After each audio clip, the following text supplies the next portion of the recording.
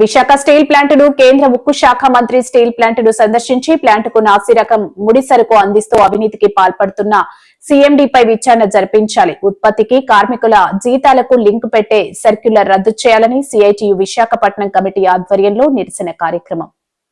సమావేశాలు జరుగుతూ ఉన్నాయి. పార్లమెంట్ సమావేశాల్లో ఒక ప్రశ్నకి సమాధానం చెప్పాలని కేంద్ర ప్రభుత్వాన్ని అడుగుతున్న ఒకే ఒక ప్రశ్న, విశాఖ స్టీల్ ప్లాంట్ కి సొంత గన్లు ఎందుకు లేవు?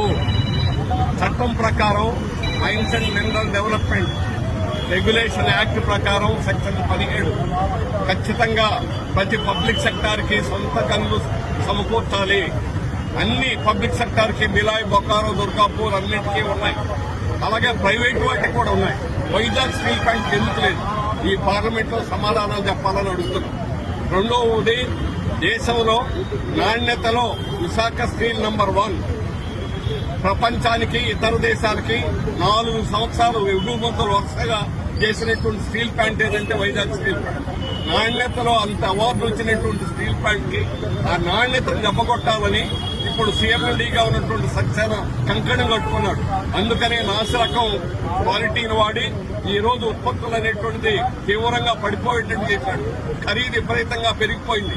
ఖనిజాల ముడి ఖనిజం ఖరీదు 65% నుంచి 64% నుంచి 75% పెరగడానికి ఎవరు కారకులు తెలుసాలి ఇది. అందుకని ఈరోజు స్టీల్ మంత్రి స్వయంగా కుమారస్వామి విశాఖపట్నం వస్తారని, నోవోటెల్లో సదస్సులో పాల్గొంటారని సమాచారం మీడియాలో వచ్చింది, అందరికీ తెలుసు. అయితే ఈరోజు ఇప్పుడే తెలిసిన సమాచారం ఆయన అబ్స్కాండ్ అయ్యారు, రాలేదు. అందుకని ఆయన వస్తే ఆయన కోరాం. వారికి స్టీల్ ప్లాంట్ విషయాన్ని తెలియజేయడానికి, నాసిరకం స్టీల్ వాడేవాడు దర్యాప్తు చేయడానికి యాక్షన్ తీసుకుంటారా లేదని మేము అడగాలని చెప్పేసి అనుకున్నాం. కానీ వారు ఈ రోజు రాలేదు. అయినా పార్లమెంటు నుంచి దీనికి సమాధానం చెప్పాలని చెప్పేసి కోరుతున్నాం. కార్మికుల మీద కక్ష సాధింపులు చేస్తున్నారు, కార్మికుల మీద ఆరోపణలు చేస్తున్నారు.